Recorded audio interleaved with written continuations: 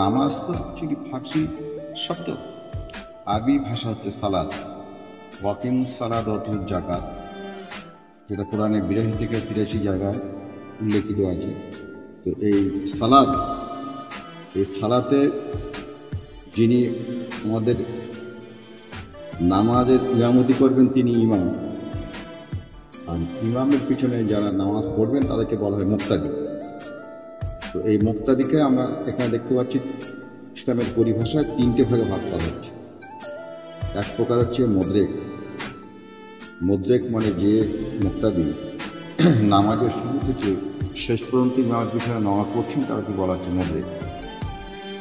2 নম্বর হচ্ছে মাসবুক, যিনি এক বা একাধিক রাকাত নামাজ পাচ্ছেন না, নামাজ চলাকালীন মাঝপথে এসে কোনো একটা রাকাতে তিনি যুক্ত হচ্ছেন, সেটাকে বলা হচ্ছে মাসবুক। ম্যাক্সিমাম ক্ষেত্রে হয়ে থাকে, আমরা গিয়ে দেখলাম যে নামাজ চলছে, তাই সেই নামাজ অজু করে তাড়াতাড়ি করে আমরা নামাজে জয়েন করলাম, তখন দেখা যাচ্ছে যে এক রাকাত হয়ে গেছে।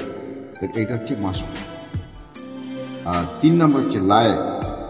লায়েক হচ্ছে শব্দ যে যিনি প্রথম থেকে ইমামের পিছনে নামাজটা শুরু করছেন, 2 রাকাত দেওয়া হয়ে গেছে, হঠাৎ তার কাছে কোনো খবর এলো, দুঃসংবাদ এলো, সঙ্গে সঙ্গে তিনি নামাজ ছেড়ে চলে গেলেন। ধরুন মাগরিবের 3 রাকাত ফরজ নামাজ 2 রাকাত পড়ার সঙ্গে সঙ্গে খবর এলো তার কাছে দুঃসংবাদ, কিংবা তার প্রচণ্ড পায়খানা অফিসার বেগ পেল, তিনি নামাজ ছেড়ে চলে গেলেন, সেক্ষেত্রে তাকে বলা হবে লায়েক।